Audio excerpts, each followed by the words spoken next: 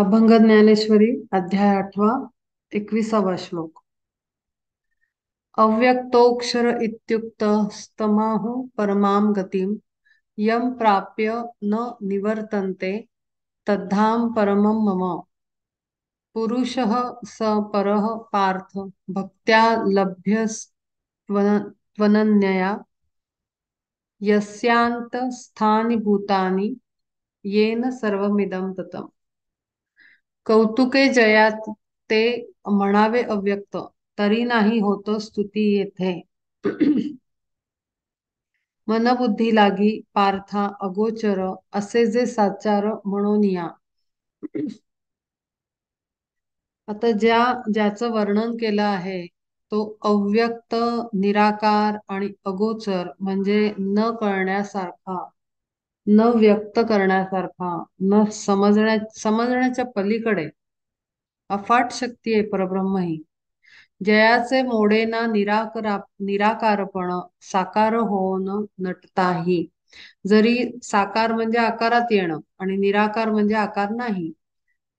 आकार कोणता? तर आकार आहे तो ऍक्च्युली तो साकार स्वरूपात प्रकट व्हावं लागलं परब्रह्माला. का? तर विश्वास बसावा म्हणून. कारण तो कशा पद्धतीनं कम्युनिकेट करणार हा मोठा प्रश्न आहे. त्यांनी सृष्टी निर्माण केली, लोक मिळवली, लोक बनवले वेगळे वेगळे, आणि एवढं सगळं करून पुन्हा त्याला आपल्याकडेच ओढून घ्यायचंय सगळ्यांना. म्हणजे सुरुवात करून द्यायची आहे आणि अंतही तोच आणि सुरुवातही तोच. अशी सगळी युनिवर्सची मेन स्टोरी आहे की जिथून सुरुवात होते तिथेच अंत होतो. ज्या शक्तीने सुरुवात होते त्या शक्तीतच अंत होतो. तर हे समजवण्यासाठी त्यालाच यायला पाहिजे. जर त्याचं महत्व पटवायचं आहे तर त्या शक्तीलाच यावं लागतं. दुसरा कोणी त्याचं स्वरूप व्यक्त करू नाही शकत. जसं आपण म्हणतो ना, नाही नको माझा मेसेज द्यायचा पण राहू दे, तू नको मीच सांगेन, असं आपण म्हणतो. का म्हणतो? कारण आपला भाव, आपल्याला अपेक्षित असलेला अर्थ आणि आपलं पूर्णपणे त्याच्या मागचा विचार, एखादा थॉट आपण शेअर करणार आहोत XYZ पर्सनशी, तर तो पूर्णपणे आपल्याला जे म्हणायचं ते तसंच्या तसं पोचवायचं असतं. म्हणून आपण म्हणतो नको नको तू राहू दे, मीच फोन करून बोलतो किंवा मीच भेटतो, असं आपण म्हणतो. का? तर त्याचा मेसेजचा मेन अर्क जो आहे तो चेंज नकोय व्हायला. राईट मेसेज गेला पाहिजे. आणि तसंच परब्रह्माला यावं लागलं, स्वतःचा मेसेज देण्यासाठी आकार घ्यावा लागला, साकार व्हावं लागलं, आकार. आणि ते झाला तो देवतांच्या रूपाने, वेगवेगळ्या शक्तींच्या स्वरूपाने, त्याच्यानंतर वेगळ्या वेगळ्या संतांच्या रूपाने, अवतारांच्या रूपाने त्याला साकार व्हावं लागलं. आणि शेवटी साकार होऊन त्यांनी एकच सांगितलं की निराकारात जायचंय. हे सांगण्यासाठी तो आला. आणि म्हणून इथे असं म्हटलंय, जयाचे मोडेना निराकारपण साकार होऊन नटताही. साकार झाला म्हणून त्याचा निराकारपणा जात नाही, कारण ती मुख्य शक्ती निराकार आहे, त्याला आकार नाही, रंगरूप काहीही नाही, आणि तो दिसतही नाही. शून्य म्हणतो आपण जनरली. शून्य म्हणजे नथिंग असं आपण समजतो. शून्याची व्हॅल्यू काय? तर काहीच नाही असं आपण जर त्याला रिलेट करायला गेलं, पण तरी पण आकडेमोडीमध्ये शून्याची व्हॅल्यू आहे. एक वेगळा आणि 10 वेगळा. एकावर शून्य लागलं तर त्याची व्हॅल्यू वाढते. एकावर 2 शून्य लागली तर त्याचे 10 नाही राहत, 100 होतात. तर म्हणजे शून्याला व्हॅल्यू आहेच काहीतरी.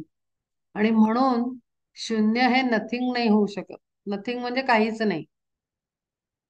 नो थिंग, नो, काही नाही. म्हणजे आपण म्हणतो ना शून्य, शून्य म्हणजे नथिंग होऊ शकत नाही. टेक्निकली बघायला गेलं तर शब्दांचे प्रॉपर अर्थ लावले तर ते तसे लागत नाहीत. ना तरी आकार लोपोनिया जाता जयाची नित्यता बिघडे ना. आणि जरी आकारात आला म्हणून त्याचं मुख्य स्वरूप नष्ट होत नाही, आणि तो आकार गेला म्हणूनही तो नष्ट नाही होत. असा तो नित्य राहणारी, कायम टिकणारी अशी त्याची शक्ती स्वरूप आहे. म्हणून यथार्थ बोलती साचार, अर्जुना अक्षर जया लागी. आणि म्हणून त्याला अक्षर ब्रह्म असं म्हटलेलं आहे. ह्याचा अर्थ काय आहे? ह्याचा अध्यायाचं नाव आहे अक्षर ब्रह्म योग. अक्षर ब्रह्म म्हणजे जे क्षय होत नाही, संपत नाही, तुटत नाही, अंत होत नाही, असं ते अक्षर ब्रह्म. ते त्यांनी समजावून सांगितलेलं आहे इथे. नाही पलीकडे जयाची या देख, विस्तार आणिक कशाचाही. त्याच्या पलीकडे काहीच नाही आहे, सर्वत्र तोच तो आहे. युनिवर्स मध्ये सुद्धा एक आपली काय म्हणतो आपण, आपलं सोलर सिस्टम आहे.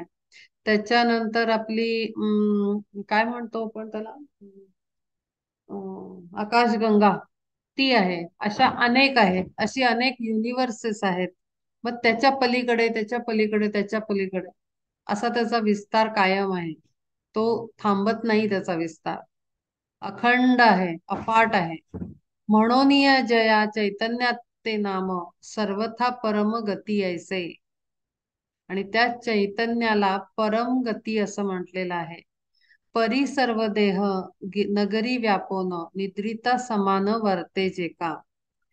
करवी न करी सर्वही व्यापार, उदासीना परी राहे सदा. एरवी देहाचा एकही व्यापार, थांबेना साचार धनुर्धरा. आणि सर्व देहामध्ये असा तो चैतन्य स्वरूपाने निद्रित अवस्थेत आहे. म्हणजे प्रकट होत नाही, आपल्याला काही असं दिसत नाही, हा या माणसात परब्रह्माची शक्ती आहे, किंवा असा आकार आहे, किंवा काहीतरी ज्योत दिसते, असं काही दिसत नाही आपल्याला डोळ्यांनी. फिजिकल आईजने आपल्याला काही दिसत नाही. तो उदासीन आहे असं वाटतं. म्हणजे उदासीन म्हणजे असूनही नसल्यासारखा, व्यक्त न होणारा.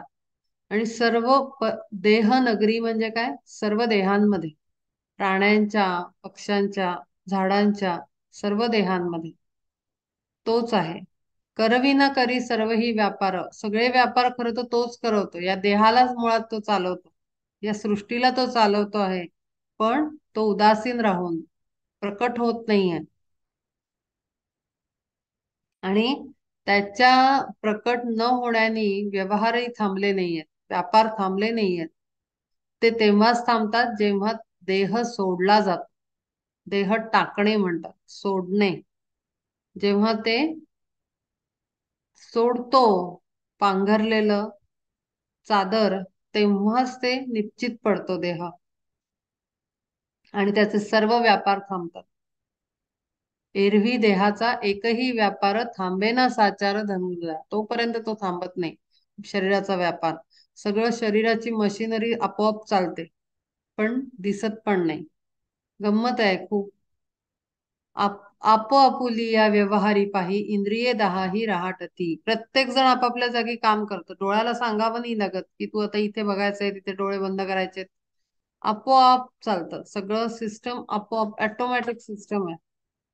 खूप इंटरेस्टिंग आहे. जेव्हा वेगळ्या वेगळ्या पॉइंट ऑफ व्ह्यूनी शरीराचा अभ्यास करतो, देह आणि शरीर, किंवा फिजिकल बॉडी म्हणू आपण त्याला, सायकोलॉजिकली आणि मेडिकल सायन्सच्या पॉइंट ऑफ व्ह्यू, दोन वेगळे आहेत. सायकोलॉजी मध्ये ऑर्गन्स आपले फिजिकलच वापरले जातात म्हणजे अभ्यासाला, पण त्याचा सायकोलॉजिकल आस्पेक्ट आहे.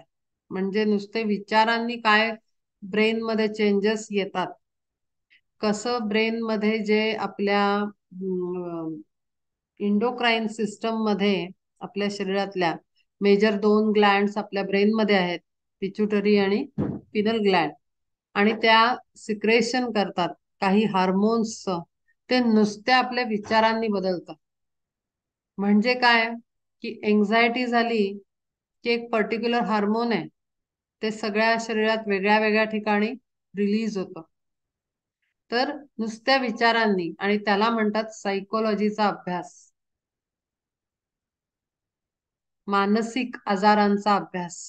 म्हणजे काय, मनावर, मन आणि इंद्रिय यांचं कनेक्शन याच्यामध्ये आपण अभ्यास. आणि मेडिकल सायन्स मध्ये, डॉक्टरच्या ह्याच्यामध्ये आपण पूर्णपणे शरीराचाच अभ्यास करतो. की कुठलं ऑर्गन, कुठल्या नर्व्स, कुठले बोन्स, काय स्ट्रक्चर आहे, कोणाचं कोणाशी कनेक्शन आहे, ऍसिडिटी होते तेव्हा काय काय होतं, कोण कोण इन्व्हॉल्व्ह असतं, तो मेडिकल सायन्सचा अभ्यास. पण जेव्हा या दोन्हीचा अभ्यास करतो, बाप रे, इतकं मिराकलस आहे ते फिजिकल बॉडी, काय सांगू. म्हणजे काय, म्हणजे तिथे कळतं की ती परब्रह्म ही शक्ती काय अफाट आहे. आपण विचारच करू शकत नाही की इतकं कॉम्प्लिकेटेड पण best working system, automatic system देह नावाने बनवलेला आहे त्यांनी. आपलाच नाही, प्राण्यांचा, किड्यांचा, छोटे छोटे किडे असतात, काही काही तर अगदी डोळ्याला दिसणार पण नाहीत, इतके बारीक किडे असतात, ठिपक्यासारखे. पहा, पण त्यांची मुवमेंट आहे, ते इकडून तिकडे पळतात, त्यांनाही अटॅक झालेला कळतो. म्हणजे त्यांच्या शरीरात पण, आपला शरीराचा प्रमाणे त्यांच्या याच्यात पण काहीतरी सिस्टम असेलच ना. अफाट आहे. परी सर्व देह नगरी व्यापोनो निद्रता समान वर्ते जे का. करवी ना करी सर्वही व्यापार उदासी न परी राहे सदा. आणि सगळे चांगले वाईट सगळी कर्म त्यांनीच, त्याच शरीराने आपण करत असतो. एरवी देहाचा एकही व्यापार थांबेना साचार धनुर्धरा. आपुलिया व्यवहारी पाही इंद्रिये दहाही राहाटती. आणि त्याच्यामध्ये 10 इंद्रिय राहतात, आपल्या काम करत असतात. ती 10 इंद्रिय पण वेगळ्या वेगळ्या पद्धतीनं रिॲक्ट करतात. रहाटती म्हणजे रिॲक्ट करतात, वागतात. त्यांचे स्वभाव वेगळे वेगळे आहेत. जसं जसं आपण त्यांना ट्रेनिंग देऊ, जसं लहान मूल, कोणाचं लहान मूल हट्टी असतं, कोणाचं समजूतदार असतं, कोणाचं मीडियम बिहेवियर असतं, बॅलन्स्ड असतं, कोणाकोणाला काही कळतच नाही, बुद्धीची कमी असते. तशी लहान मुलांमध्ये सुद्धा व्हेरिएशन्स आपल्याला दिसतात. तशीच इंद्रियांच्या, त्यांना ट्रेनिंग कसं आहे, त्यामुळे व्यक्ती व्यक्तीतली इंद्रिय वेगळ्या वेगळ्या पद्धतीने रिॲक्ट करतात, वागतात, बिहेव करतात. ते पूर्णतः त्या देहबुद्धीवर डिपेंड आहे की इंद्रिय कसं वागेल. आणि तोही मोठा अभ्यास आहे, तो आपण अनंत जन्म घेऊन करत असतो, डेव्हलप त्याच्यामध्ये होतो आपण. आपुलिया व्यवहारी पाही इंद्रिये दहाही राहाटती. आणि मनोरूप राज रस्त्यावर मांडला बाजार विषयांचा. किती छान वर्णन आहे. राज रस्ता कोणता आहे? मनाने निर्माण केलेला. आपण कसं स्वप्नात एक सुंदर रस्ता बघतो, अरे किती छान होतं तिथे, अमुक होतं तमुक होतं, असं आपण वेगळं वेगळं बघत असतो. रस्ता छान होता, तिथे दुकानं होती, रस्त्याच्या बाजूनी झाडी होती, रस्त्याच्या बाजूनी फुलं होती. मनानी निर्माण केलेला राज रस्ता, भव्य. आणि त्याच्यावर बाजार कुठला आहे? विषयांचा.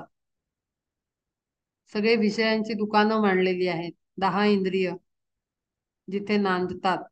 सुख दुःख रूपी जो का अग्रभाग, तयाचाही भोग घडे जीवा. अग्रभाग म्हणजे टोक, शेवट, तोंडाला एकदम. सुख दुःख रूप जो का अग्रभाग, तयाचाही भोग घडे जीवा. या विषयांच्या सहाय्याने आपण कधी सुख अनुभवतो, कधी दुःख अनुभवतो. मिळालं तर सुख, नाही मिळालं की दुःख. झोपता नृपाळ सुखशय्येवर राजव्यवहार काय थांबे. आपुलाल्या इच्छे सारिखी ती प्रजा वर्ते कपिध्वजा जैशा रीती. तैसे इंद्रियांचे व्यापार सकळ तेवी हाल चाल वायुचिती. संकल्प विकल्प रूप घेणे देणे आणिक जाणणे बुद्धीचेही. करवी ना परी ऐसीही आघवी होतसे बरवी देहक्रिया. अख्खी देहक्रिया समजावून सांगितली आहे, त्याची निर्मिती त्यांनी केलेली आहे.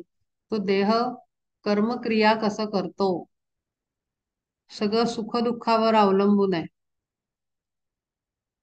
आणि झोपता नृपाळ सुखशय्येवर राजव्यवहार काय थांबे. जसं राजा जर सुखासनी झोपला राज्यामध्ये, तर म्हणून काही राज्य चालायचं थांबत नाही ना, चालूच असतं. त्याप्रमाणे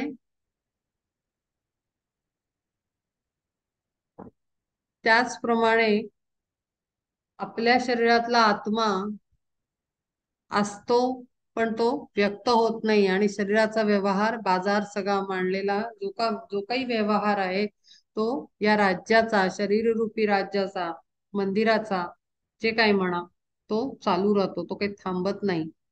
आपुलाल्या इच्छे सारखी ती प्रजा, वर्ते कपिध्वजा जैशा रीती. मग त्याच्यामध्ये कसं, राजा एक नियम काढतो, पण प्रत्येक घरामध्ये वेगळी वेगळी घटना होत असते, वेगळे वेगळे प्रसंग होत असतात. माणसं आपापल्या बुद्धीप्रमाणे वागत असतात, आपल्याला सुचेल तसे निर्णय जीवनात घेत असतात. ते काही राजा नाही ना ठरवत. राजा एक सामूहिक नियम काढतो राज्यात, त्या राज्यामध्ये, की हे असं आहे, हे असं आहे. पण प्रजा आपापल्या हिशोबाने, आपल्याला परवडेल तसं, आपल्याला जमेल तसं, शक्य होईल तसं त्या नियमांना पालन करून जगत असतं. आणि तसंच आपली इंद्रिय पण याच पद्धतीने जगत असतात. आपण अगदी नियम काढू की नाही, संध्याकाळी 7:30 नंतर जेवायचं नाही. पण काहीतरी भूक लागते 9 वाजता, मग आपलं पोट म्हणतं द्या खायला काहीतरी, नाही तर झोप नाही लागणार, मग आपण दूधच पिऊन घेऊ, एखादं फळच खाऊ. हो की नाही? म्हणजे नियम लावला राजाने, पण प्रजा पाहिजे तसं त्याला मॉडिफाय करून जगत असते. त्याचप्रमाणे आपली इंद्रिय पण प्रजेसारखी आहेत त्यातल्या. तैसे इंद्रियांचे व्यापार सकळ, तेवी हालचाल वायूची ती. आणि वायूची हालचाल म्हणजे काय, आपले पंचवायू आहेत, त्याच्याप्रमाणे आपल्याला भूक लागणं, आपलं पोट स्वच्छ होणं, उचकी येणं, डोळ्यांची उघडझाप होणं, हा सुद्धा एका वायूचा प्रकार आहे. तर सगळी इंद्रिय त्या वायूंवर चालतात, पंच पंचवायू आहेत त्यांच्यावर. तर ह्या पद्धतीनं त्यांचे व्यवहार चालतात. संकल्प विकल्प रूप घेणे देणे, आणिक जाणणे बुद्धीचेही. करवी ना परी ऐसी ही आगवी, होतसे बरवी देहक्रिया. सूर्य तो अलिप्त परिप्रकाशात, वर्तती समस्त लोक जैसे. करी तो शयन देही तैसा ईश, म्हणून पुरुष नावतया. पुरुष का म्हटलं आहे, तर सूर्य तो अलिप्त परिप्रकाशात, वर्तती समस्त लोक जैसे. ऍक्च्युली सूर्य डायरेक्ट इन्व्हॉल्व आहे का आपल्या लाईफ मध्ये, की प्रत्येकाच्या घरासमोर डोक्यावर असा सूर्य उभा आहे इंडिव्हिज्युअली? नाही. तो आपला त्याचं काम उभा आहे नुसता, सोलर सिस्टम मध्ये सेंट्रल सेंट्रल लाईन झालेला आहे. तो काही इकडे तिकडे जात नाही, किंवा उघड बंद होत नाही, किंवा काय त्याचं लाईट ऑफ होत नाही. तो अलिप्त आहे, तो त्याचं काम तिथे उभं राहून करतोय. त्याचं काम आहे प्रकाश, तो प्रकाश स्वरूप आहे, त्यामुळे आपोआपच हे होतो. रात्र झाली म्हणून काही ऑफ नाही होत, आपण फिरतोय, अर्थ फिरतीये, म्हणजे तो तिथेच आहे. तसाच त्याच पद्धतीनं शयन म्हणजे झोपलेला, देही तैसा ईश. ईश म्हणजे परमात्मा, परब्रह्म, परमेश्वर. तो ईश्वर आपल्या देहामध्ये झोपलेला आहे. झोपलेला म्हणजे कसा, मुख्य उत्तम पुरुष म्हणजे विष्णू कसा झोपलेला आहे शयन अवस्थेत, तसा तो आतमध्ये आहे, आपल्या प्रेझेंट आहे तिथे. आणि म्हणून त्याचं नाव पुरुष असं सांगितलेलं आहे इथे. तो 15व्या अध्यायात उत्तम पुरुष म्हणून परमात्मा स्वरूपाचं आपल्या हृदयात असलेल्या वर्णन केलेलं आहे. तिथे त्याला उत्तम पुरुष म्हटलेलं आहे आणि त्याचं वर्णन केलेलं आहे त्याच्यात. एकपत्नी व्रत सती प्रकृतीशी, नाव हे जयासी म्हणूनही. आणि त्याची पत्नी कोण आहे, प्रकृती, म्हणजे पार्वती किंवा आदिशक्ती. आणि तीच प्रकृती आपल्या शरीरात कुंडलिनी शक्ती रूपानं प्रेझेंट आहे.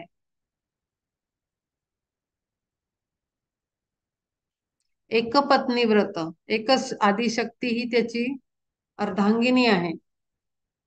चारही वेदांचा विस्तार अर्जुना, जयाचे देखेना अंगणही. आणि अतिसूक्ष्म ऐसे जे गगन होय प्रावरण तयाचे. आणि अतिसूक्ष्म ऐसे जे गगन होय प्रावरण तयाचे जो. जाणोनी हे जया लागी योगीश्वर देती परात्पर नाव ऐसे. आणि होती जे का एकनिष्ठ भक्त तया ते शोधित येतसे जो. पण ज्याला ज्याला माहिती आहे की आपल्या आतमध्ये पुरुष नावाची ईश्वरी शक्ती आहे, जी सुप्त स्वरूपात आहे, प्रकट होत नाहीये, पुढे मीच दिसतीये लोकांना, दुनियेला, पण माझ्या आतमध्ये ती शक्ती दडून आहे. ह्याचा जेव्हा अवेअरनेस येतो व्यक्ती स्वरूपाला, प्रत्यक्ष माणसाला, तेव्हा मग तो त्या शक्तीकडे वळतो आणि तो त्याचा भक्त बनतो. म्हणजे काय, त्याच्या अवेअरनेसनी पूर्ण आपलं वर्तन बदलून जातं, कळतं. आणि आपण त्या आत्मशक्तीला महत्व देतो की मी आत्मा आहे. त्याला नाव आपण जे लावलेलं आहे देहाला, त्या नावाने आपण बोलवत नाही. एकनिष्ठ होतो आपण की नाही, हाच करता धरता आहे. आतली दैवी शक्ती आहे तीच सर्व कर्तृत्ववान आहे. हा देह काही नाहीये. त्याच्यामध्ये एवढं मशिनरी मस्त बनवली आहे, पण ती चालणार शेवटी एका शक्तीनं, जी सुप्त स्वरूपात आहे, झोपलेल्या स्वरूपात आहे, पण प्रचंड पॉवरफुल आहे. हे जेव्हा कळतं तेव्हा आपला रोल जगण्याचा बदलून जातो, आपला ऍटिट्यूड बदलतो. काया वाचा मने परब्रह्मा विण जया उपासन तुझे नाही. मग आपण पूर्णपणे त्याच्या पॉइंट ऑफ व्ह्यूनी जगाकडे बघायला सुरुवात करतो. काया वाचा आणि मने म्हणजे काय, की शरीराने वर्तन, थॉट, स्पीच अँड ऍक्शन हे येतात काया वाचा मने. आणि या थॉट स्पीच ऍक्शन मधून आपण त्या परब्रह्माच्या पॉइंट ऑफ व्ह्यूनी जगायला लागतो. दुखवायचं नाही, कारण त्याच्यातही तेच आहे. उत्तम विचार करायचा, विवेक, डिस्क्रिमिनेटिव्ह फॅकल्टी, डिसर्नमेंट, ज्ञान. ज्ञान आपल्याला मिळवलं पाहिजे, जेणेकरून अंधकार नाहीसा होईल. लाईट आल्यानंतर इग्नोरन्स दूर होतो, अंधार अज्ञानाचा. आपण असं त्या पॉइंट ऑफ व्ह्यूनी आतल्या शक्तीच्या अवेअरनेसने आपण जगायला लागतो. अनन्य जे ऐसे होती उपासक तयाचे सुपीक सुक्षेत्र जे. पुरुषोत्तम रूप त्रैलोक्य हे सर्व ऐसा मनोभाव निश्चयाचा. आणि असे जे जागे झालेले उपासक असतील अंतःकरणातून, ज्यांना परब्रह्म शक्ती आतमध्ये आहे हे कळलं नाहीये नुसतं, तर त्याचा अवेअरनेस आणि त्याचा त्या पद्धतीनं प्रेझेन्स, लाईफ देणं त्या आतल्या शक्तीला आणि पुढे आणणं, कर्तृत्ववान बनवणं आत्मस्वरूपाला, आणि मग जगणं. ह्या पद्धतीनं जेव्हा असे अनेक अनन्य साधारण असे वेगळेच उपासक जेव्हा निर्माण होतात, तेव्हा सुक्षेत्र बनतं हे अख्खं त्रैलोक्य. आणि सुपीक म्हणजे अत्यंत उत्तम जमीन तयार होते युनिवर्स मध्ये. चांगलं क्षेत्र बनतं जिथे चांगले लोक तयार होतात. म्हणून आपली भारतभूमी त्यासाठी प्रसिद्ध आहे, कारण या जागेतच तेवढी शक्ती आहे, या लँड मध्येच तेवढी पॉवर आणि प्युरिटी आहे. पुरुषोत्तम रूप त्रैलोक्य हे सर्व ऐसा मनोभाव निश्चयाचा. ठेविती जे तया आस्तिकांचे जाण विश्रांतीचे स्थान असे जे का. नाही जया ठाई अहंतेचे नाव तयाचे गौरव होय जे का. आणि त्रिगुणाते गेले ओलांडून तयाचे जे ज्ञान धनंजया. तेवी निष्कामासी सुखाचे साम्राज्य असे जे का भोज्य संतुष्टांचे. आता तिथे मग अहंकार उरत नाही, पूर्णपणे त्रिगुण ओलांडून. म्हणजे आपले त्रिगुण कोणते माहिती आहेत ना, सात्विक, राजसिक आणि तामसिक हे तीन गुण. त्याच्याही पलीकडे जातो मनुष्य. म्हणजे काय की बॅलन्स. पलीकडे जाणं म्हणजे काय, नष्ट होणं नाही, बॅलन्स. कारण सात्विकरित्या पाहिल्यावर स्पिरिच्युअल डेव्हलपमेंट मध्ये आपल्याला सात्विक पण पाहिजे, राजसिक पण पाहिजे आणि तामसिक पण आवश्यक आहे. या तिन्ही गुणांचं प्रेझेन्स असणं फार आवश्यक आहे. फक्त सात्विकच चांगलं असं नाहीये. काही प्रमाणात, काही पर्सेंटेज मध्ये राजसिक गुणही हवेत आपल्यात आणि तामसिकही हवेत. म्हणतात ना, अँगर, राग हा हा कायमच वाईट नसतो. रागामध्ये पण चांगला राग ओळखता आलं पाहिजे. अँगर एनर्जी आवश्यक आहे आपल्यामध्ये, नाहीतर आपण इम्बॅलन्स लाईफ जगू. तर ती रायटियसनेसचा अँगर हवा, करेक्ट गोष्टी घडण्यासाठीचा अँगर हवा. अँगर म्हणजे अँगरचा अर्थ म्हणजे प्रत्येक गोष्टीचा, आपले जर विकार आहेत त्या विकारांचा अगदी थरली जर अभ्यास करायचा म्हटला, आता हे काही असं पुस्तक वगैरे मला माहिती नाहीये, आणि असं मिळणारही नाही कदाचित, पण आपणच विचार करायचा.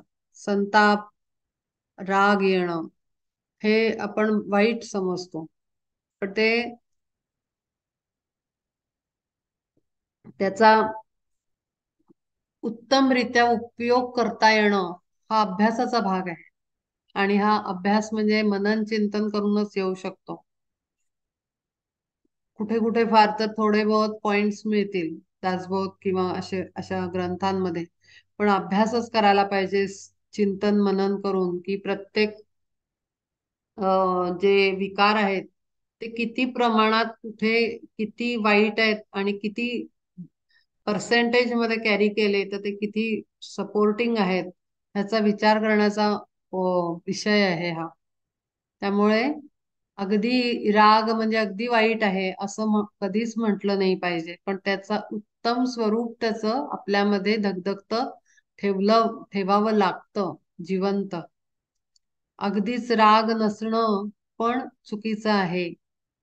आणि म्हणून त्या त्रिगुणांना बॅलन्स करून कॅरी करणं, बॅलन्स स्टेट मध्ये राहणं अत्यंत आवश्यक आहे. आणि हे अभ्यासाने कळतं. खूप अभ्यास करावा लागतो प्रत्येक गोष्टीत. म्हणजे अध्यात्म हे कंटिन्युअस प्रोसेस आहे. हे काही 4 दिवसात, एक जन्मात, 6 महिन्यात असं नाही आहे. ह्याच्यामध्ये रोज थोडं थोडं थोडं काम करावं लागतं. रोजचा दिवस काहीतरी नवीन घेऊन येतो. रोज आपल्याला नवीन गोष्ट शिकायला मिळते. जुन्यातल्याच अनुभवातनं परत त्याच अनुभवातनं नवीन पॉइंट ऑफ व्ह्यू मिळतो. तर हे रोज करण्याचं काम आहे अभ्यासण्याचं. पण आपल्याला काय वाटतं की आपण रोज सकाळी उठतो, रुटीन करतो, रात्री झोपतो, सकाळी उठतो, रुटीन करतो, रात्री झोपतो. आपल्याला वाटतं आपण अनेक वर्ष तेच जीवन जगतोय. पण अगदी अगदी मायन्यूटली एक एक दिवसाला जर आपण लक्ष देऊन जगण्याचा प्रयत्न केला, तर लक्षात येतं रात्री की अरे, आजचा दिवस खूप वेगळा होता कालच्या पेक्षा. मग त्याच्यामध्ये काय काय घडलं, त्यातनं काय घ्यायचं, काय ठेवायचं, हा खूप अत्यंत बारीकीनं करायचा अभ्यास आहे. आणि हा मनात होतो, आतमध्ये होतो. आणि म्हणून स्पिरिच्युअलिटी हा खूप बोलण्याचा विषय नाहीये. शांत राहण्याचा, कमी बोलण्याचा विषय आहे. कारण का, जोपर्यंत आपण शांत नाही होत तोपर्यंत आपलं आतमध्ये या अत्यंत सूक्ष्म घटनांकडे, या सिस्टम मध्ये घडणाऱ्या, सिस्टम म्हणजे not only physical system, mental body, emotional body, etheric body, physical body, causal body आणि अनेक आहेत अजून पुढे. त्या सूक्ष्म लेवलवर काय काय मायन्यूट गोष्टी घडतात ते शांत राहण्याने लक्षात येते. आणि म्हणून दिवसभरातनं एक तास तरी मॅक्झिमम, किंवा 15-20 मिनिटं क्वालिटी पीसफुल स्टेट शांत बसून अनुभवली पाहिजे. नुसतं शांत राहायचं आणि काय होतंय, मागेही मी सांगितलं होतं, 15 मिनिटं बसावं, कुठले आवाज येतात, ते आवाज काय फिलिंग देतात, काय इमोशन क्रिएट करतात, माणसांचे चेहरे आपल्याला काय सांगतात. प्रत्येकाचे डोळे काहीतरी व्यक्तिमत्व सांगत असतात. नाकाची ठेवण म्हणजे आता मी आर्टिस्ट आहे, मी त्या पॉइंट ऑफ व्ह्यूनी प्रत्येक कॅरेक्टरला बघायचा तो हे आलेला आहे की नाकाची ठेवण, चेहऱ्याचा जो कट असतो तो, ते व्यक्तिमत्व बोलत असतं एका कणाकणामधनं. आपल्या स्किन स्किन मधनं व्यक्तिमत्व कळतं, काय इनर स्टेट काय आहे. जे योगा करणारे लोक असतात त्यांचा आपण बघतो ना, एकदम चेहरा सुरकुत्या नसतात चेहऱ्यावर, एकदम प्लेन स्किन असते. किंवा योगी असतात त्यांचे चेहऱ्यावर एक तेज असतं. तर हे एक एक कण बोलत असतं आपल्या फिजिकल बॉडीचा, आपण एवढा विचारच नाही करत. माणसं असंच जगतात संपतात, जगतात संपतात, जगतात संपतात. प्रत्येक गोष्ट अभ्यासण्यासाठी दिली आहे. आणि एवढा जर अभ्यास आपण मायन्युटली करायला लागलो तर शेजार त्यांच्याकडे बघण्याची काही गरजच नाही होणार, जे लक्ष जाणार नाही इनफॅक्ट. अशी अवस्था होते. म्हणूनच शांतपणा येतो, कारण बारीकीनं अभ्यास करण्याचं, सूक्ष्मतेमध्ये जाण्यासाठी शांत व्हावं लागतं. जसं आम्ही ड्रॉइंग मध्ये एकदम थीन लाईनचं एक फिनिशिंग टच द्यायचा आहे. सगळं पेंटिंग झाल्यानंतर एखादी आउटलाईन काढायची एकदम केसासारखी, अगदी बारीक पतली. तर ते एकदम पॉइंटेड ब्रश. पण जरी ब्रश छोटा घेतला, 0 नंबर काय आणखीन काय घेतला, तरी जर पूर्ण inner straight, inner inner state peaceful होत नाही, शांत होत नाही, ब्रीदिंग ब्रीदिंग एकदम शांत नाही होत, धीरे होत नाही, तोपर्यंत ती ब्रशचा स्ट्रोक परफेक्ट येऊ शकत नाही. आणि हे ड्रॉइंग शिकवताना आणि शिकताना पहिले मला कळलं की जेव्हा एकदम फिनिशिंग टच द्यायचा असतो, ऑटोमॅटिकली ब्रीदिंग स्पीड एकदम स्टेडी होतो, जो मेडिटेशन मध्ये होतो हायर लेवलला. म्हणजे खूप वर्ष ध्यान करायला लागलो आणि आपली स्पिरिच्युअल डेव्हलपमेंट व्हायला लागते, तेव्हा इनर ब्रीदिंग म्हणतात त्याला. इनर ब्रीदिंग स्टार्ट होतं. म्हणजे आपण आधी डोळे बंद करून एका कुठल्याही पद्धतीचं मेडिटेशन, गायडेड मेडिटेशन म्हणजे रेकॉर्डेड मेडिटेशन असेल ना, तर आपण नुसते ध्यानाला बसलो तरी, प्रत्येक आता वेगळे वेगळे स्कूल्स आहेत, वेगळ्या वेगळ्या पद्धती आहेत. तर त्या पद्धतीनं आपण जेव्हा डोळे मिटून बसतो तेव्हा आपल्याला माहिती असतं की आपला ब्रिदिंग चालू आहे, आपली छाती वर खाली होते, पोट वर खाली, जसं जसं ऍब्डॉमिनल ब्रिदिंग आहे तर पोट वर खाली होत असतं. पण एक ध्यानाची स्थिती अशी येते की एकदम स्टेडी होऊन जाते सिस्टम, आणि तो ब्रीदिंग सुद्धा बाहेरनं म्हणजे अक्षरशः असं वाटतं माणूस जिवंत आहे की नाही. आणि नाकापुढे हात धरलं, बोट धरलं तर श्वास लागणार नाही. आणि त्यावेळेला इनर ब्रीदिंग स्टार्ट होतं आणि तो श्वास बॉडी हलतच नाही.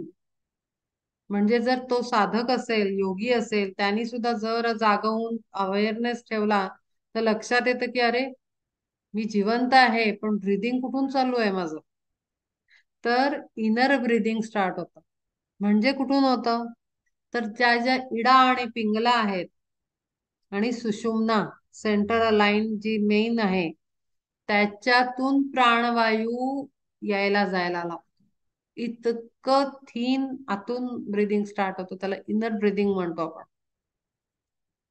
तर ती स्टेट पेंटिंग करताना, परफेक्शनचं काम करताना 100% अनुभवता येते.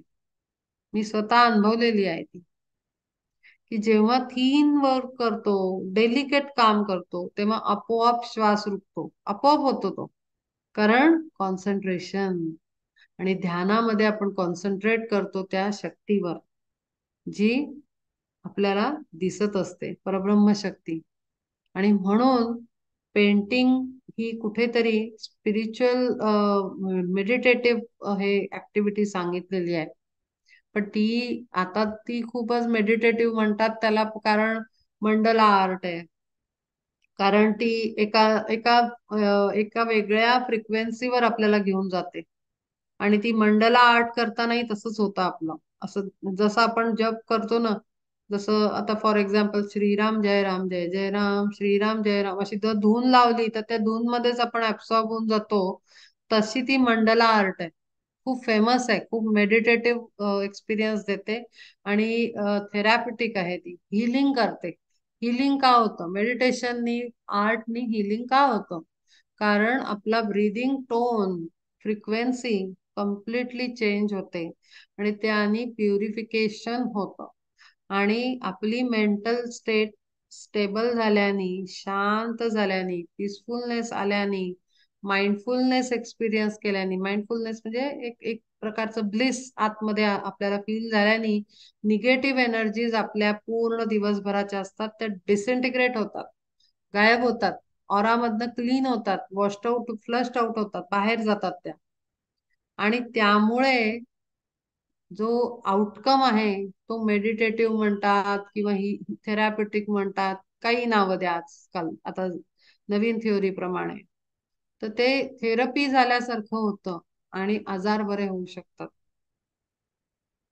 अशा पद्धतीनं. पण ह्याचं मूळ रूट कारण, रूट कॉज काय आहे, म्हणजे मूळ कुठे आहे, ते इथे आहे. पहिला तर आपला श्वास कंट्रोल मध्ये येतो, प्राणावर कंट्रोल येतो, इनर ब्रिदिंग स्टार्ट होतं. त्यानेही मन विचार थांबतात आणि मन आणि विचार थांबले, त्यांना स्टॉपर लागला की डिव्हाइन एनर्जीचा फ्लो स्टार्ट होतो. आणि एकदा डिव्हाइन एनर्जीचा फ्लो स्टार्ट झाल्यानंतर निगेटिव्हिटी सगळी फ्लश्ड आउट होते, बाहेर निघून जाते, फ्लशिंग होतं त्याचं. आपल्या ऑरा चक्राज आणि मेरिडियन्स म्हणजे नाड्यांमधनं पूर्ण ते बाहेर फेकली जाते. जी काही आपण मनाचे जे काही खेळ झालेले असतील त्यांनी जी ऊर्जा निर्माण झाली असेल ती निघून जाते. आणि म्हणून ह्या पद्धतीनं 10 मिनिट थोडस बसणं अत्यंत आवश्यक आहे. माझी ध्यानाची कॉन्सेप्ट फार वेगळी आहे. मी नेहमी बोलते आहे की ध्यान म्हणजे डोळे बंद करून ते ध्यान केलं पाहिजे असं नाही. आपण जेव्हा ऐकत असतो, आता ते एक हे आहे, अभंग ऐकतो आपण भीमसेन जोशींचे. मी हे क्ल्यूज का देतेय? क्लू दिल्याने तुम्ही तसे पद्धतीनं साधना करायला सुरू कराल. कारण प्रत्येकाला फिजिकली बसून, मी काही गुरु नाहीये, मी काही तुम्हाला मंत्र दीक्षा देऊ नाही शकत ना, मी तुम्हाला काही एखादी हे देऊ शकते क्रिया. पण मला एवढं माहिती आहे की उठता बसता ध्यान होऊ शकतं आणि ते उठता बसता सुद्धा केलेलं ध्यान तेवढ्याच पॉवरफुली होऊ शकतं आणि तोच रिझल्ट निघू शकतो याची मला खात्री आहे. म्हणून ते ते डेफिनेटली मी शेअर करू शकते आणि सांगू शकते, जे मी पण वापरते रोजच्या जीवनामध्ये. मी आज मेडिटेशन केलेलं नाहीये, पता नाही, मला इच्छा नाही झाली, नाही बसले मी, काहीच नाही केलं. पण तरीही आत्ता सेशन सुरू करताना मला असं वाटलं पता नाही आज मी सेशन घेऊ शकणार की नाही. खूप जास्त हेवीनेस होता एनर्जीचा. का? तर मी काहीतरी ऐकत होते, ते ऐकताना माझं शरीर काम करत होतं. स्वयंपाक केला, जेवणही केलं, सगळं केलं. इथून उठून तिकडे गेले, तिकडनं उठून कपडे वाट, सकाळपासून जे रुटीन असतं आपलं. पण हे सगळं शरीर काम करत होतं आणि माझी कान, माझे इंद्रिय, कान, पूर्ण सगळे इंद्रिय कानावर केंद्रित झाले होते. मी सांगतेय, क्लू देतेय की कसं इंद्रियांना हँडल करायचं असतं. डोळे काम करत होते, आता शरीराने मी फिजिकली वर्क करत होते म्हणजे डोळे तिकडेच लक्ष देणार ना. मी डोळे बंद करून कपडे वाळत टाकू नाही शकत, डोळे बंद करून स्वयंपाक नाही करू शकत. पोळी आहे, तवा आहे, हात भाजला, डोळे बंद नाही होऊ शकत. पण डोळे उघडे होते, डोळ्यांनी डोळे काम करत होते, पण डोळ्याची जी एनर्जी आहे बघण्याची, ती कानावर केंद्रित झालेली होती. म्हणजे तो जो आपण म्हणतो ना, काय म्हणतो, वासना म्हणतो त्याला, ती डोळे पोळी किंवा भाजी बघत होते पण ते तिथे नव्हते. मी ह्याच्यापेक्षा जास्त उलगडून सांगू नाही शकत. ते करून बघावं लागेल तुम्हाला हळूहळू, सांभाळून स्वतःच्या शरीराला. पण हे मॅजिकल आहे खूप जास्त. एवढं मात्र मी तुम्हाला नक्की सांगू शकते की या पद्धतीनं साधना खूप पॉवरफुल होते, की डोळे जरी काम करत होते, पाय जरी चालत होते, तरीही ते एका इंद्रियावर केंद्रित होते, कान. कारण कानातनं खूप काहीतरी अमृतासारखे बोल माझ्या शरीरात झिरपत होते, ज्याला मी ऐकत होते. मग ते कुणाचंही भजन असू दे, कुठल्याही संताची स्टोरी असू दे, किंवा काही असू दे, देवाचं कुठल्याही स्वरूपातलं नाव असू दे, काहीही स्पिरिच्युअल गोष्ट. आणि ते कान ऐकताना पूर्णपणे ऍब्सॉर्ब होणं जे म्हणतो आपण, त्या ठिकाणी जर तुम्ही भजन ऐकत असाल विठ्ठलाचं, तर तो विठ्ठलमय झालं पाहिजे इंद्रिय, आणि मग आपोआपच कनेक्टेड इंद्रिय. आणि हे जे ध्यान आहे हे उत्तावस्था करू शकतो आपण. पण ह्याची हळूहळू आपल्याला सवय करावी लागते. म्हणून त्या ज्या टिपिकल कॉन्सेप्ट आहेत ना, त्या धरून नाही ठेवायच्या. मग असं जेव्हा वागायला लागतो तेव्हा आपण आपल्या डोक्यात उगीच नाही नाही ते नकारात्मक विचार येत नाहीत, त्रास होत नाही, जुन्या आठवणी येत नाहीत, कोणाला काय बोलावं याचे विचार केले जात नाहीत. ऑटोमॅटिकली 24 तास आपण स्पिरिच्युअलिटी मध्ये असतो. आनंद स्थिती ती ही आहे. आणि ही काही काही कोर्स करून आलेली नाहीये, टेक्निक असं काही शिकलेलं नाहीये. प्रयत्न, प्रयत्न, प्रयत्न. प्रयत्नांती परमेश्वर म्हणतात ना, तसं एफर्ट. मला नाही घालायचंय, माझं डोकं तिसरीकडे कुठे नाही घालायचंय. रिकामं ठेवून पोळ्या करत बसले तर कुठेतरी कुठेतरी विचार, मंकी माइंड तो 50 ठिकाणी उड्या मारून येतो. कुठलेही विचार येतात, काही आठवतं, काही होऊ शकतं. त्यापेक्षा मी रेडी काहीतरी मोबाईलवर लावते आणि मग माझ्या कामाला सुरुवात होते. खुर्चीत बसलं तर विचार करायचे कुठेतरी जायच्या ऐवजी चांगलं काहीतरी आठवायचं. काय ऐकलं होतं काल आपण, ते काय होतं, हा श्वास कसा चालतो, इंद्रिय कशी चालतात, कोण चालवतं. विचार विचार विचार, स्टडी स्टडी स्टडी. हा असा अभ्यास, अभ्यास म्हणतात त्याला. ह्याच्याने ना कुठेही काही आपण बाहेर जाऊ नाही शकत, ऑफ ट्रॅक होऊ नाही शकत. खूप इझी आहे करायला, पण प्रॅक्टिस पाहिजे 100%. आणि त्रिगुणाते गेले ओलांडून तयाचे जे ज्ञान धनंजया, मग तो त्रिगुणांच्या पलीकडे जातो. तेवी निष्कामासी सुखाचे साम्राज्य, असे जे का भोज्य संतुष्टांचे. सोडून या सर्व संसाराची चिंता, शरण सर्वथा आले मज. ह्या पद्धतीनं संसाराची चिंता म्हणजे काय, संसार सोडला नाहीये, त्याची चिंता सोडलीये. चिंता कशी सोडलीये? रोजचं काम करताना उद्याची चिंता नाही करायची. आत्ता जे सांगितलं त्या पद्धतीप्रमाणे संसार करायचा. मग ते सर्वथा परब्रह्माला शरण आहोत आपण, त्याच्याशिवाय दुसऱ्या कोणाचा विचारच नाही करत. आपोआपच काळजी घेईल तो. तया अनाथांचे जे का माय पोट, जेथे उजू वाट भक्तीचीच. काय हे एक एक सांगू धनंजया, विस्तार हा वाया नको आता. किती सांगू, त्याला पण असं झालंय कशा पद्धतीनं किती सांगू, किती अध्याय लिहू आणि बोलू. परी ऐक पार्था जया ठाया नावे, जया ठाया जावे, ठावची ते व्हावे ऐसे जे का. थंडीची झुळूक लागताची देख, जैसे उष्णोदक थंड होय.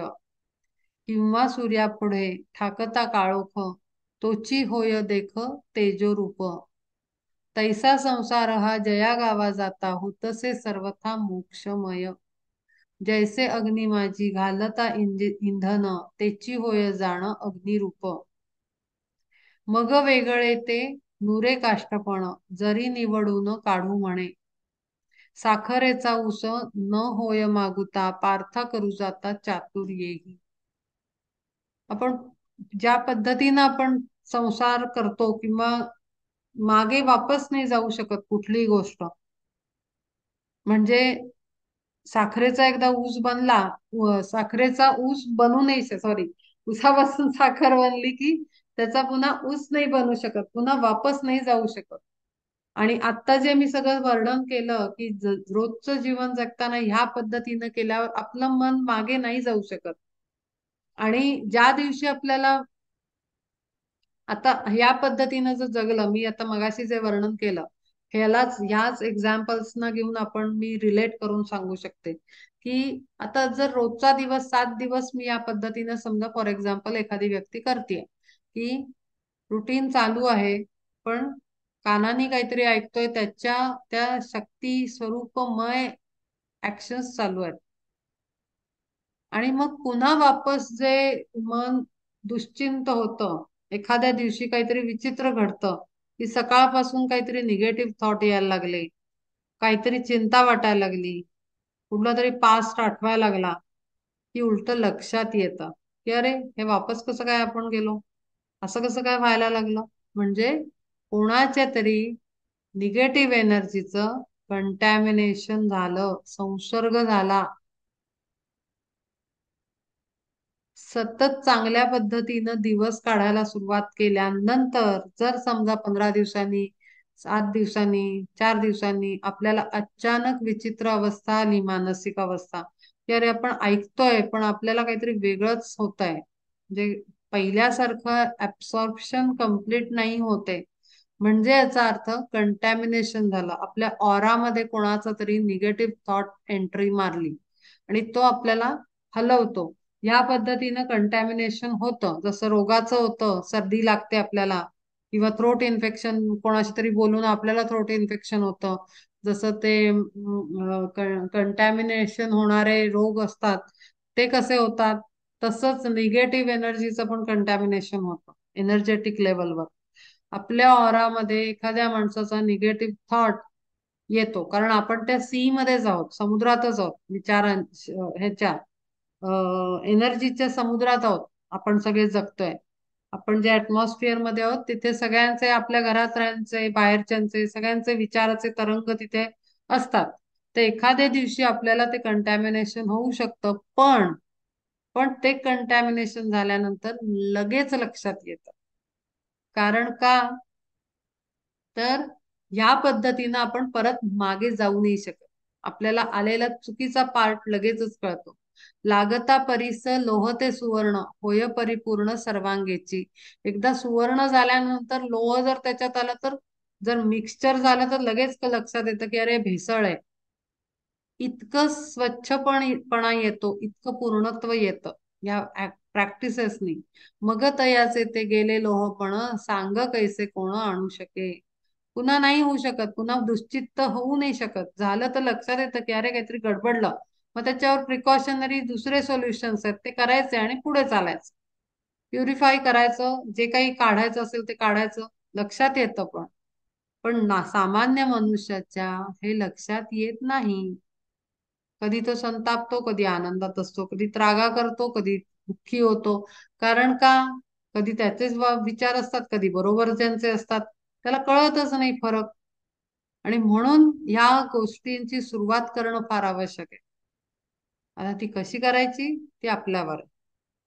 ऐसे एक वेळ पावता जे स्थान, जीवासी फिरून जन्म नाही. आणि याच पद्धतीनं पुढे गेल्यानंतर मागे येणं वापसी परत आपल्याला अनुभवायला लागत नाही, पुन्हा दुश्चित्तपणा येत नाही, पुन्हा जन्म जन्म घेणं उरत नाही. कारण ह्या पद्धतीनं अनेक जन्म करून करून आपण पुढे गेल्यानंतर मुक्ती होते आणि मग अवतार स्वरूपातच आपण येतो वापस. म्हणजे काय, काम घेऊन येतो, त्याच्यामध्ये आपण आपण नसतो, आत्मा काही अनुभव घ्यायला आलेला नसतो, तो अवतार स्वरूपात असतो, दिव्य शक्ती स्वरूपात असतो. ते माझे परम साच निज धाम, तुझ गुढ वर्म दाविले हे. या पद्धतीनं मी तुला हे माझं सिक्रेट सगळं सांगितलेलं आहे, जे वर्णन करून सांगितलेलं आहे. हे रहस्य आहे माझं, तुम्ही असा आहे प्रत्यक्ष अप्रत्यक्ष स्वरूपात. यत्र काले त्वनावृत्ती मा वृत्तिम चैव योगिनः, प्रयाता यान्ति तम कालम वक्ष्यामि भरतर्षभ. पार्था आणि कही एक ऐके परी पाहे, सुलभ हे आहे जाणावया. योग्य काली निज देह ठेवनिया, जाती मिळवनिया योगी जेथे. माझे परमधाम तेची ऐसे जाण, सांगे तुझ खुण अंतरीची. किंवा एकाएकी अकाली मरण, तरी जन्म जाण पुनरपी. आणि ह्या पद्धतीनं मी जे आणि काही ऐके परी पाहे सुलभ हे आहे जाणावया. योग्य वेळेला देह ठेवला पाहिजे अंडरस्टँडिंगनी. माहिती पाहिजे आपण काय करतोय आणि त्या पद्धतीनं जेव्हा योगी देह ठेवतो, या शरीराला खाली ठेवतो आणि स्वतः वर एकरूप होतो, तेव्हा तो परमधामाला जाऊन मिळतो.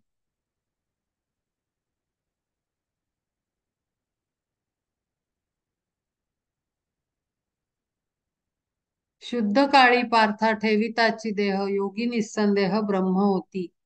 एरवी अकाली पडे देह तरी मागुती संसारी येणे घडे.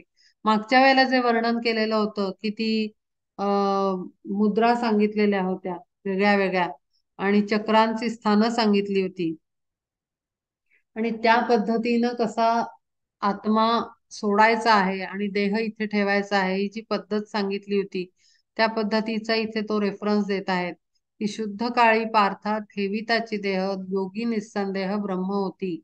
एरवी अकाली पडे देह तरी मागुती संसारी येणे घडे. अंती पुनर्जन्म किंवा सायुज्यता जाणावी ही पार्था कालाधीन. त्याची योग्यायोग्य कालाचे वर्णन प्रसंगे करीन ऐका आता. का होतं अकाली मृत्यू आल्यानंतर एकदम अचानक घटना घडते आणि मृत्यू प्राप्त होतो. काय होतं? कारण आत्मा प्रिपेअर्ड नाही. कारण आधीपासनं तयारी केलेली नाही.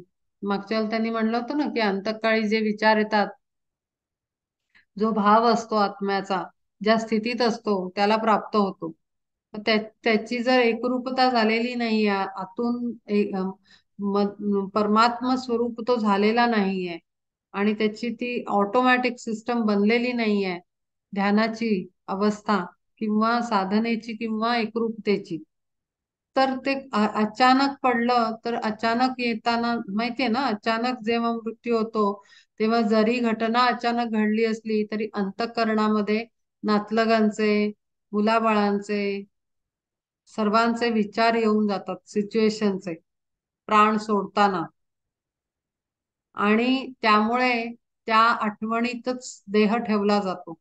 अचानक जेव्हा घटना घडतात तेव्हा ऍक्सिडेंटल, तर त्यामुळे शेवटी पुन्हा वापसीच येतं कारण ती स्थितीच ती असते आत्म्याची सोडताना देह ठेवताना. अंती पुनर्जन्म किंवा सायुज्यता जाणावी ही पार्थ कालाधीन. त्याची योग्यायोग्य कालाचे वर्णन प्रसंगे करीन ऐका आता. मृत्यूची या गुंगी माझी विकलता देहालागी येता अंतकाळी. व्याकुळपणा. मृत्यूची या मृत्यूची या गुंगी माझी विकलता देहालागी येता अंतकाळी. व्याकुळता होते ना देह सोडताना, तो सोपा नाहीये. देह प्राण निघून जातो तेव्हा व्याकुळ एक एक विचित्र अवस्था होते. देह सोडताना एक अवस्था विचित्र असते आणि त्याच्यात व्याकुळता येते. फक्त योगी जो मागच्या पद्धतीनं सांगितलेला आहे की जो ब्रह्मरंध्रातनं प्राण सोडतो असा जो योगी सांगितला आहे तोच पॉसिबल आहे की तो शांत स्थितीमध्ये देह ठेवेल. अथवा जरी अगदी मृत्यूशय्येवर पडलेला देह असला तरी त्याला ही व्याकुळता अनुभवास येते. त्याची ही अवस्था तशीच होते. त्याला तो त्रास देह सोडताना होतो. आता त्या शक्तीला देह ठेवताना होतो. मृत्यूच्या गुंगी माझी विकलता देहालागी येता अंतकाळी. चालू लागती ती पंचमहाभूते आपुलाल्या वाटे धनंजया. ऐशा ही स्थितीत अंध नोहे स्मृती अक्रमी ना भ्रांती बुद्धी लागी. स्वरूपाचे विस्मरण होत नाही. अंध नोहे स्मृती आक्रमिना भ्रांती बुद्धी लागी. सावधते मन ज्ञानेंद्रिय गण प्रफुल्ल प्रसन्न असोनिया. ब्रह्मभाव स्थिती टिके तया काळी जीवे जी भोगली स्वानुभवे. पार्था अंतकाल होय तोपर्यंत ऐसी व्यवस्थित सर्वेंद्रिये. अंगी अग्निबळ तरीच हे घडे ना तरी विघडे सर्व काही. सर्व स्थिती व्यवस्थित असेल तर मात्र आपल्याला प्रफुल्ल प्रसन्न अवस्थेत सर्वांची मदत घेऊन सर्व इंद्रियांना, मनाला, सर्वांना, बुद्धीला मदत घेऊन आपण ब्रह्मभाव स्थितीत देह सोडू शकतो. पण ते आधीपासून प्रॅक्टिस असायला पाहिजे. अचानक अवघड आहे घडणं. पार्था अंतकाल होय तोपर्यंत ऐसी व्यवस्थित सर्वेंद्रिये. अग्नी अंगी अग्निबळ तरीच हे घडे, ना तरी विघडे सर्व काही. अग्निबळ म्हणजे काय? ऍक्च्युली अग्निबळ हा शब्द थोडासा असं रहस्यमय आहे. आपल्या शरीरात वेगळे वेगळे अग्नी आहेत आणि ते खूपच इनर टीचिंग्स मध्ये त्याचे हे वेगळे वेगळे सांगितलेले आहेत. म्हणजे मणिपूर चक्रात मी थोडे बहुत वरवरचे जे कॉमन माहिती आहेत ते सांगू शकते. मणिपूर चक्रात एक अग्नी आहे आपल्या, त्याच्या पद्धतीनं आणखीन एक आहे कुंडलिनी शक्ती, एक कॉस्मिक फायर आहे. त्याच्यानंतर वेगळ्या वेगळ्या चक्रांमध्ये अग्नीची स्वरूप आहेत आपल्या. तर त्या सगळ्या अग्नींचं बळ जेव्हा असतं म्हणजे ती तयारीची असतात झालेली, डेव्हलप झालेली, त्यांचा अभ्यास झालेला आहे त्या अग्निशक्तीचा, तरच हे सगळं व्यवस्थित घडू शकतं. की इंद्रिय पण ठिकाणात आहेत, अवस्था चांगली आहे आणि स्मृती व्यवस्थित आहे आणि बुद्धी जागेवर आहे आणि मन वगैरे सगळं कंट्रोल मध्ये सगळी सर्व सिस्टम आहे. अशा स्थितीत जेव्हा आपला देह ठेवला जातो तेव्हा तो अंतकाल होय तोपर्यंत ऐसी व्यवस्थित सर्वेंद्रिये. अंगी अग्निबळ तरीच हे घडे, ना तरी विघडे सर्व काही. जलेवान अनिले जलेवा अनिले मालवता ज्योती, आपुली असती दृष्टी व्यर्थ. अनिले म्हणजे वाऱ्याने. तैसा अंतकाली अंतर्बाह्य कफ वायूचा प्रकोप होनिया. विझोनिया जाता अग्नीची ती दीप्ती, नुरे क्रियाशक्ती प्राणासीही. मग तेथे बुद्धी असोनिही काय, निष्क्रिय ती होय अग्निवीण. आता हे त्यांनी दुसरा प्रकार सांगितला आहे की जसं पाण्याने किंवा वाऱ्याने एखादी ज्योत एकदम मिटून जाते, तसंच जर अवस्था आली किंवा कफ आणि वायूचा प्रकोप, म्हणजे आपल्याला तुम्हाला माहितीये की ते पित्त वायू वात पित्त कफ प्रवृत्ती आपल्या प्रत्येक जीवामध्ये असते. ती बाय डिफॉल्टच आहेत. जसे 3 गुण आहेत तसे या प्रवृत्ती पण आहेत आपल्या शरीराच्या. त्याच्या स्थितीनं कधी जीव जातो किंवा हे सगळे म्हणजे अचानक घडणाऱ्या मृत्यू, म्हणजे जेव्हा तिथे देह ठेवणारा तयारीचा नसतो तेव्हा काय होतं. तर मग तेथे बुद्धी असोनीही काय, निष्क्रिय ती होय अग्निवीण. तिथे बुद्धी काय आहे सगळं माहिती असलं, ज्ञान असलं तरी काही उपयोग नाही जर त्याचा तयारी केलेली नाहीये, ट्रेनिंग झालेलं नाहीये आणि त्या पद्धतीनं सर्व अभ्यास झालेला नाहीये.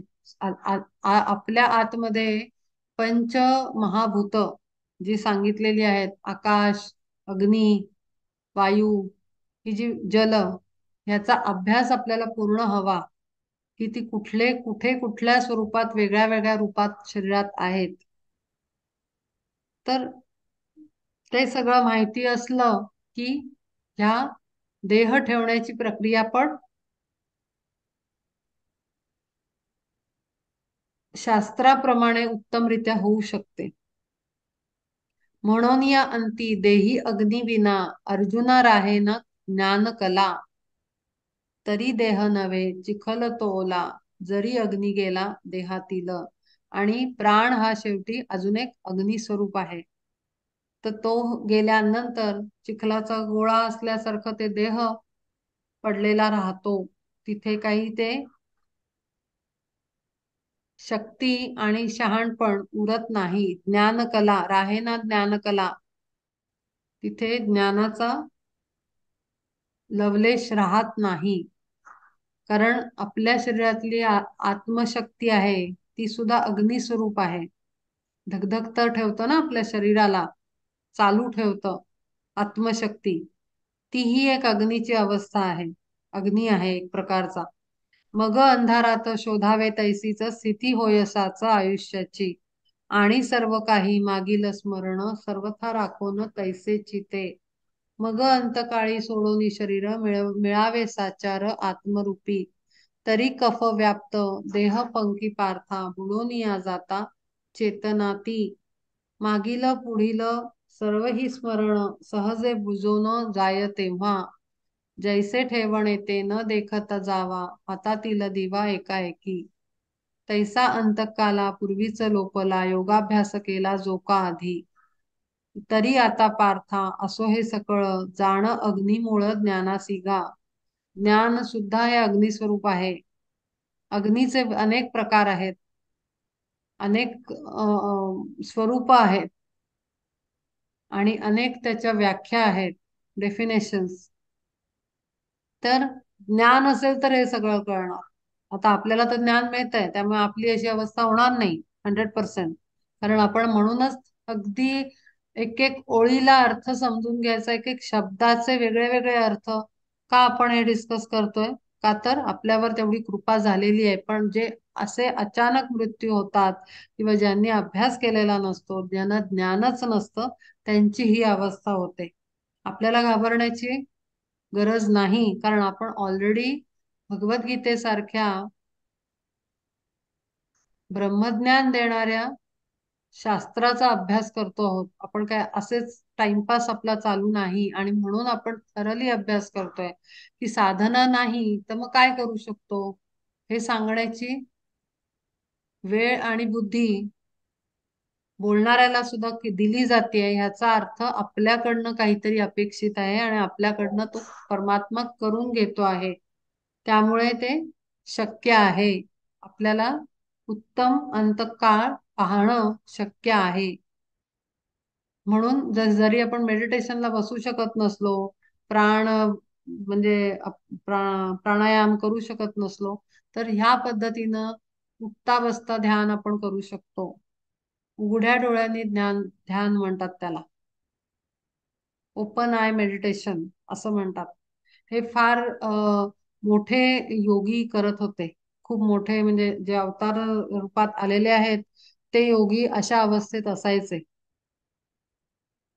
ते करायचे, आणि त्यांच्या त्यांच्या त्या स्थितीमधनं हे एक टेक्निक सांगितलं, म्हणजे व्यक्त होतं. सांगितलं कुठेच नाही आहे, लिहून फार कमी ठिकाणी ठेवलेलं आहे. हे गुप्त ज्ञान आहे आणि हे खूप इंटेन्सिव्ह स्टेजचे नॉलेज आहे. पण आपण हे करू शकतो. हे सोपं आहे. ह्याच्यासाठी काही तो प्राणायाम केला पाहिजे, अमुक केलं पाहिजे, तमुक केलं पाहिजे, नाही, काही आवश्यकता नाही. इंद्रियांना ह्या पद्धतीनं आपण एवढ्या उच्च स्थितीत नेऊ शकतो आणि आपला अंतकाल सुखपूर्वक आपण देह ठेवून उत्तम प्रवासाला निघू शकतो. मृत्यूला कधीही घाबरायचं नाही, कारण मृत्यू ही नवी सुरुवात आहे. बघण्याचा दृष्टिकोन बदलायचा. मृत्यू आल्याने संपत नाही, सुरुवात होते, स्टार्ट होते.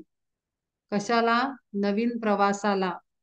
आपण जे आता आपल्या काही गोष्टी असतात की म्हातारपणामुळे नाही, तर आपण म्हणून चांगल्या गोष्टींची इच्छा करायची की नाही, याच्या पुढचा अभ्यास मला उत्तर जन्मात मिळावा, मला गुरु मिळावेत, मला मार्गदर्शन मिळावं, माझी स्पिरिच्युअल डेव्हलपमेंट व्हावी, अशा इच्छा आपण आता करू शकतो. चांगलं विचार केलं की युनिव्हर्स मध्ये चांगले थॉट रिलीज होतात आणि आपल्याला तेच वापस मिळतं कित्येक पटीने. आणि म्हणून रडण्यापेक्षा आनंद मानला पाहिजे की मला हे कळलं आणि आता माझ्या हातात नवीन प्रवासाची अपॉर्च्युनिटी आहे. मृत्यूला कधीही घाबरायचं नाही. मृत्यू हा जुनं टाकणं आहे आणि नव्याला सुरुवात करणं आहे. म्हणून काही ठिकाणी मृत्यूला सेलिब्रेट केलं जातं. ऐकलं असेल कदाचित तुम्ही. काही काही लोक मृत्यूला सेलिब्रेट करतात. फार वेगळ्या पद्धतीचा माइंडसेट आहे हा. मॅक्झिमम लोक रडतानाच दिसतात आपल्याला. पण रडल्याने त्या सोलला, मागचे रडतात ना, तो सोल तर काही रडत नाही, तो तर निघून जातो जर्नीला. मागचे जे रडत बसतात, माथा पिटत बसतात, आठवणी काढून काढून काढून, त्या सोलला पुढे जर्नी डिफिकल्ट होतो. खेचतो आपण पाय त्याचे. त्यामुळे सेलिब्रेट केलं पाहिजे. म्हणून काय, म्हणून 14व्या दिवशी गोड का जेवण करतात? कारण इनडायरेक्टली ते सेलिब्रेशन आहे की रिलीज झालेला आहे, त्याचा पूर्व जन्मातला प्रवास संपला आहे आणि आता त्याचा नवीन जर्नी सुरू झालेला आहे. आणि म्हणून ते गोडाधोडाचं जेवण शेवटी केलं जातं. पण एकदमच अगदीच ते सेलिब्रेशन होऊ नये म्हणून ते 13 दिवस विधी, कारण तेही आवश्यक आहेत. त्याला अग्नी देणं, त्याच्या क्रिया कर्म करणं ते आवश्यक आहे, जेणेकरून जर्नी एकदम सरळ सोपा व्हावा. त्या प्रोसेसेस आहेत. आणि म्हणून पाठीमागनं शेवटचं गोडाचं जेवण केलं जातं. पण या सगळ्या याच्यात खूप रडा, खूप शोक करा असं कुठल्याही ह्याच्यात ग्रंथात लिहिलेलं नाहीये. आठवणी काढत बसा असं कुठेही लिहिलेलं मला तरी आढळलं नाहीये की शोक केला पाहिजे. कुठेच नाही लिहिलेला. पण अनेक अनेक जन्म आपण रडतच बसतो. या तर वाईट बोलत राहतात, काही लोक वाईट बोलत राहतात, असाच होता, तसंच होतं, तसंच होतं. काहीच नाही करायचंय, रिलीज, लेट गो, जाऊ दे. कारण तो नवीन जर्नी आहे. प्रत्येक गोष्टीला पॉझिटिव्ह पॉइंट ऑफ व्ह्यूनी बघणं खूप आवश्यक आहे. त्याच्यातच पॉझिटिव्ह असतं. जे निगेटिव्ह वाटत असतं आपल्याला समाजात, त्याच्यातच पॉझिटिव्ह साईड पण आहे. जसं आता आता समाजात आपल्या खूप निगेटिव्ह एनर्जीज आहेत, खूप निगेटिव्ह घटना घडत आहेत. पण एका पॉइंट ऑफ व्ह्यूनी बघितलं तर ते आवश्यक आहे. कारण त्याच्याशिवाय पुढचं नवं चांगलं येणार नाहीये. लवकर अंत सृष्टीचा होणार नाही आणि चांगलं घडणार नाही. आणि म्हणून जे वाईट घडतं असं वाटत असतं त्याच्यामध्ये चांगलं असतं. मॅक्झिमम गोष्टीचा एरिया चांगल्याचा असतो, पार्ट. तर हा तर दृष्टिकोन ठेवण्याचा भाग आहे. आणि तशी वृत्ती आपण ठेवली पाहिजे, म्हणजे कुठल्याही प्रकारे अंतर्बाह्य कुठलीही निराशा आणि नकारात्मक वृत्ती बळकट होणार नाही. तैसा अंतकालापूर्वीच लोपला योगाभ्यास केला जो का आधी, तरी आता पार्था असो हे सकळ, जाणं अग्निमूळ ज्ञानासिगा. आणि म्हणून सगळ्याचं मूळ ज्ञान आहे. म्हणून प्रयाण काळी संपूर्णत्वे शरीरी असावे अग्निबळ. ज्ञानाचं अग्निबळ असलं पाहिजे. म्हणजे ज्ञानाचं अग्निबळ असेल तर ती कुंडलिनी शक्तीचं अग्निबळही जागृत असेल. खूप कनेक्शन आहे या सगळ्या गोष्टींचं. कारण ज्ञान असल्याशिवाय कुंडलिनी कळणार नाही. कुंडलिनी कळल्याशिवाय त्या प्राणाला फोर्स मिळणार नाही निघण्यासाठी. हे सगळं टेक्निकल नॉलेज आहे. मेन समजून घ्या, अर्थ समजून घ्यायचा आणि पुढे जायचं. रडत बसायचं नाही, माझ्याकडे हे नाही, ते नाही, साधन नाही, गुरु नाही, करायचं कसं माहिती नाही, सांगणार कोणी नाही. आपल्याला मिळतंय, खूप भरभरून मिळतंय ज्ञान स्वरूपाने. त्याला वापरलं पाहिजे. आपण आता 24व्यापासून गुरुवारी घेऊया. 5 वाजले. आपल्याला काही डाऊट्स असतील तर ते आपण डिस्कस करू.